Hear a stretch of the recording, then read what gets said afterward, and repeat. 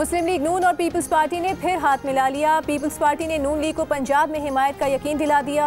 बदले में बलूचिस्तान में नून लीग का साथ मांग लिया। विफाक में साथ मिलकर चलने के लिए इतवार को एक और बैठक भी होगी। आसिफ जरदारी और शहबाज शरीफ ने आज़ाद अरकान से अलग अलग राबतों का फैसला भी कर लिया। शहबाज शरीफ की दावत पर एमकेएम पाकिस्तान का वफ्द लाहौर रवाना।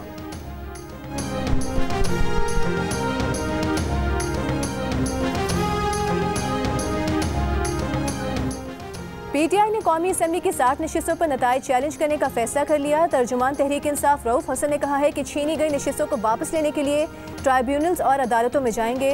सवाल उठाया कि देखना होगा इतनी ज्यादा सीट्स पर फैसला आने तक क्या हुकूमत साजी का अमल रोका जा सकेगा या नहीं।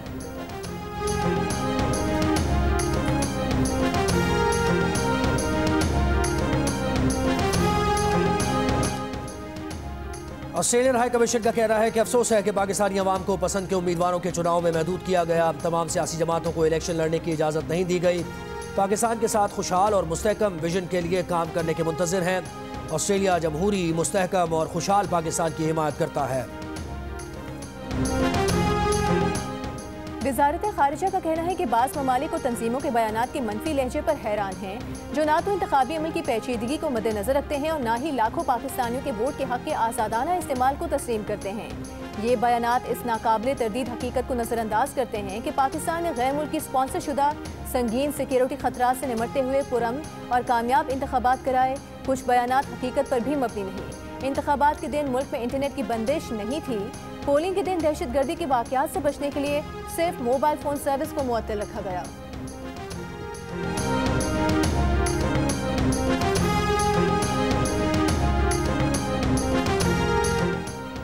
आज इलेक्ट्रॉनिक वोटिंग मशीन होती तो पाकिस्तान बहरान से बच जाता। ईवीएम में सादा इलेक्ट्रॉनिक कैलकुलेटर काउंटर भी था। हर वक्त हर वोट डालने के लिए दबाया जाने वाला बटन साथ साथ गिना जा सकता था। सदर मुमलिकत आरिफ अलवी का बयान का नतीजा पोलिंग खत्म होने के 5 मिनट के अंदर दस्तयाब और प्रिंट भी हो जाता। ईवीएम के लिए ऐवान सदर में 50 से ज़ायद मीटिंग्स हुई जिन्हें नाकाम बनाया गया।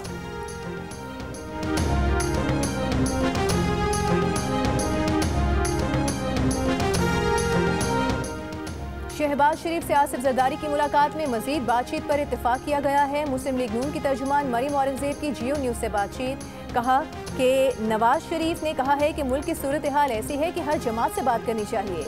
नून लीग ने सब जमातों को इकट्ठा करके हुकूमत बनाने की दावत दी है। बैरिस्टर गौहर से राबते का कोई इरादा नहीं, इनफरादी राबते कर रहे हैं।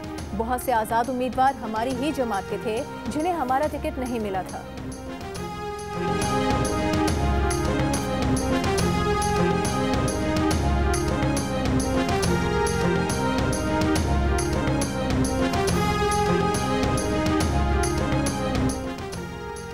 साबिक वज़ीर आला सिंध और रहनुमा पीपल्स पार्टी मुराद अली शाह ने कराची से एमक्यूएम को मिलने वाली सीट्स पर हैरत का इजहार कर दिया।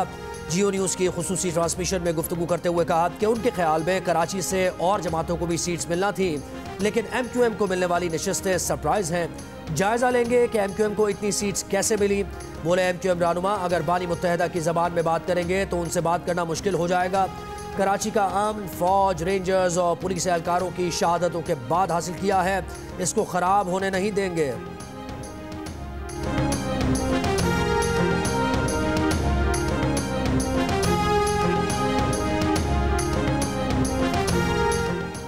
मजलिस वहदत मुस्लिमीन के सरबराह राजा नासिर अब्बास ने कहा है कि नवाज शरीफ कल की तकरीर में एक हारे हुए शख्स लगे। एमडब्ल्यूएम न मुस्लिम लीग नून के साथ जाएगी न पीपल्स पार्टी के साथ, वो पीटीआई के साथ रहेंगे।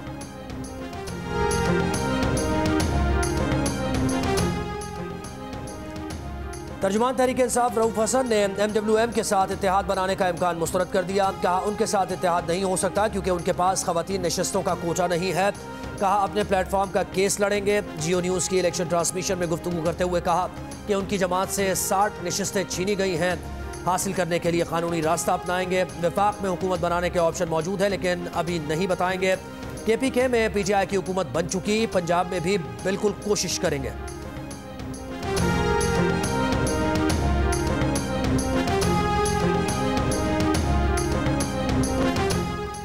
रहनुमा पीटीआई वलीद इकबाल ने कहा है कि इंतखाबी नताइज ने सब पर वाज़े कर दिया कि मुल्क के सबसे मकबूल पार्टी और रहनुमा कौन है। दावा किया कि उनके उम्मीदवारों के पास मौजूद फॉर्म 45 के मुताबिक वो कौमी असम्बली की 150 से 170 नशिस्तें जीत चुके हैं। रातों रात तब्दील होने वाले नताइज की दुरुस्तगी होनी चाहिए। जियो न्यूज़ की खुसूसी ट्रांसमिशन में गुफ्तगू करते हुए रहनुमा नून लीग मुसद्दिक मलिक ने कहा कि इत्तेहादी हुकूमत बनाने के लिए PTI से राबतों का इम्कान नहीं। बोले उनके ख्याल में PTI के आज़ाद उम्मीदवार बहुत सी जमातों से राबते में हैं और अगर वो उन पार्टीज़ को ज्वाइन करते हैं तो आज़ाद उम्मीदवारों का नंबर कम हो जाएगा।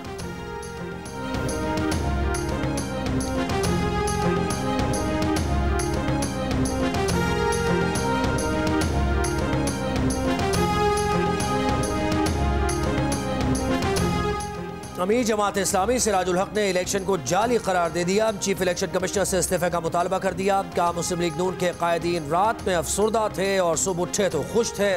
अवाम ने जिन पार्टीज को वोट दिया है उनके हक पर डाका ना डाला जाए। आलमी जरायद और यूरोपीय यूनियन ने भी इलेक्शन का अमल मशकूक करार दिया है। इस्तेहकाम पाकिस्तान पार्टी की रहनुमा फिरदौस आशिक अवान ने सियालकोट में एक पुलिस एहलकार को थप्पड़ दे मारा। वाक़े का मुकदमा दर्ज। FIR के मुताबिक एहलकार NA-70 सियालकोट में इलेक्शन ड्यूटी पर था। इलेक्शन कमीशन ने फिरदौस आशिक अवान और पुलिस एहलकार को पीर को बुला लिया। फिरदौस आशिक अवान ने पुलिस एहलकार पर धांधली कराने का इल्ज़ाम लगा दिया। जून 2021 में भी फिरदौस आशिक अवान ने एक TV प्रोग्राम में पीपल्स पार्टी के रहनुमा कादिर मंदोखेल को थप्पड़ मारा था। नाजेबा अल्फाज इस्तेमाल किए थे।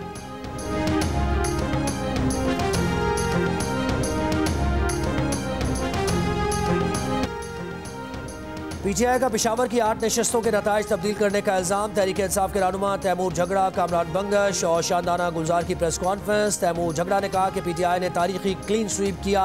महमूद जान के हल्के के नताइज तब्दील किए गए। अवाम ने पहली दफ़ा प्री पोल रिगिंग को शिकस्त दी। कामरान बंगश बोले कि अवाम की अदालत, कानून और इलेक्शन में कामयाबी हासिल कर चुके हैं। उनके हल्के में जिसको जितवाया गया वो 7वें नंबर पर था। ROs ने इन इंतखाबात में पैसे बटोरे हैं।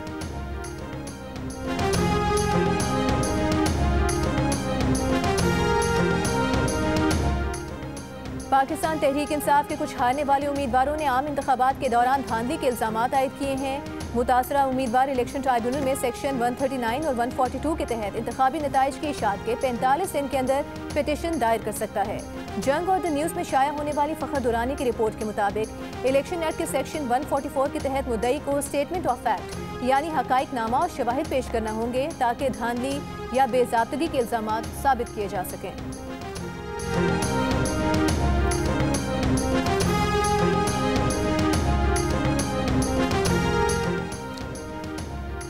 बानी PTI की बहन अलीमा खान कहती है कि 8 फरवरी को इनकलाब और बानी PTI का सुनामी आ गया। अब आवाम को रोका नहीं जा सकता। कौमी असम्बली की 180 नशस्तों पर कामयाबी का फॉर्म 45 का रिकॉर्ड मौजूद है। उम्मीदवार फॉर्म 45 की हिफाजत करें। अब सबूत छीनने के लिए छापे मारे जाएंगे। एक सवाल पर बोली कि विक्ट्री स्पीच करने वालों को शर्म आनी चाहिए। अगर PTI के टिकट पर जीतने वाले IPP में गए तो अवाम खुद उनसे जवाब लेंगे।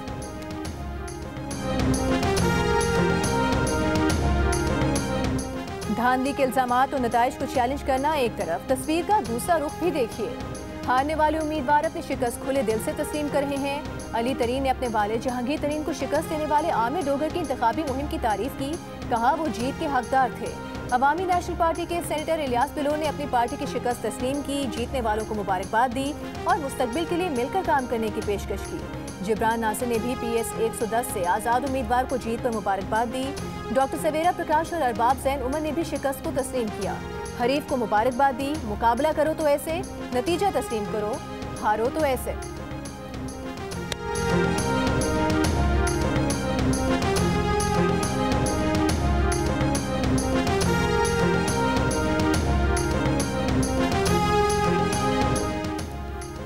मई के मुकदमे में जमानत मंजूर होने के बाद शेख रशीद अडियाला जेल से रिहाई के बाद मीडिया से मुख्तसर गुफ्तगू की। कहा यह उनका तीसरा चिल्ला है। नहीं मालूम मुल्क में क्या हो रहा है, क्या होने जा रहा है।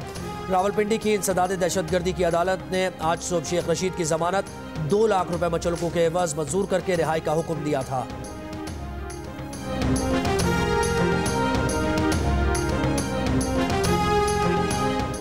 रावलपिंडी की इंसदाद दहशतगर्दी अदालत में 9 मई के 12 मुकदमात में बानी PTI और शाह महमूद कुरैशी की जमानत मंजूर। प्रोसिक्यूशन की जानिब से मोहलत की इस्तदा मुस्तरद।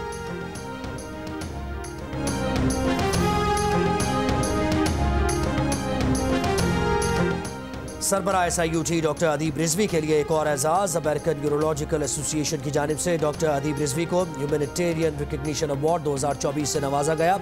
अदीब रिजवी को यह अवार्ड इंसानियत के लिए खिदमात पर दिया गया।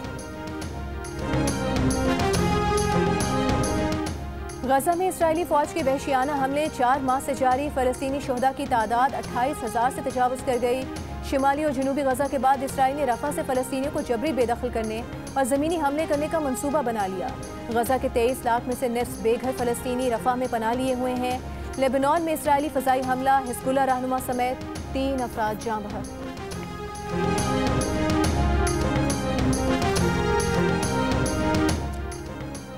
पाकिस्तान के legendary tennis player Assam ul Haq 4 बरस के लिए पाकिस्तान टेनिस फेडरेशन के सदर मुंतखब। गुफ्तगू में कहा कि वो खिलाड़ियों के सदर बनेंगे। पाकिस्तान टेनिस का सिस्टम तब्दील करने की ज़रूरत है। कुछ अर्सा मजीद टेनिस खेलेंगे।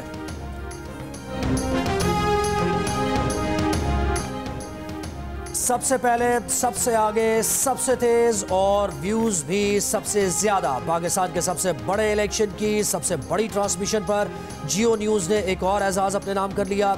इलेक्शन के दौरान करोड़ों अफराद ने मुख्तलिफ सोशल मीडिया प्लेटफॉर्म्स पर नताइज और इंतखाबात से मुताल्लिक जुड़ी खबरों के लिए जियो न्यूज का रुख किया। 3 दिन में यूट्यूब व्यूज की तादाद 12 करोड़ रही। 3 दिन में सोशल मीडिया व्यूज की तादाद 237 मिलियन रही। टीवी हो या डिजिटल, अवाम का पहला इंतखाब सिर्फ जियो न्यूज। कामयाबी पर जियो न्यूज की इंतजामिया अवाम की शुक्रगुजार है। नतीजा रखेंगे इंतखाबात 2024 का, जिसकी तफसील जियो न्यूज इलेक्शन हेडक्वार्टर में आप देख सकेंगे कुछ ही देर में। और यह नतीजा है NA 103 फैसलाबाद 9 का, जहां पर मोहम्मद अली सरफराज उम्मीदवार है। हाजी मोहम्मद अकरम अंसारी PMLN के, इस वक्त मोहम्मद अली सरफराज जो कि आजाद उम्मीदवार की हैसियत से इंतखाबात में हिस्सा ले रहे थे, वो इस वक्त आगे हैं। जियो न्यूज की स्क्रीन पर आप देख सकते हैं इलेक्शन हेडक्वार्टर में, जहां पर नतीजा आपके सामने है।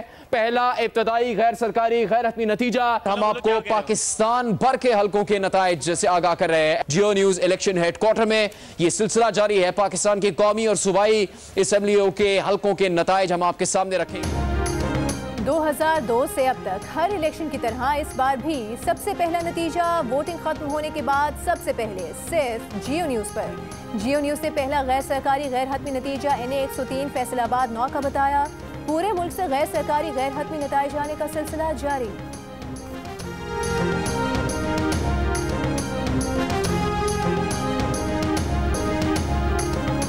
और आम इंतखाबात में कामयाब आज़ाद उम्मीदवारों का सियासी जमातों में शमूलियत का आगाज़। NA 54 टेक्सला से बैरिस्टर अकील मलिक, NA 48 से राजा खुरम नवाज और बलूचिस्तान के हल्का NA 253 से आज़ाद उम्मीदवार मियाँ खान ने मुस्लिम लीग नून में शमूलियत का ऐलान कर दिया।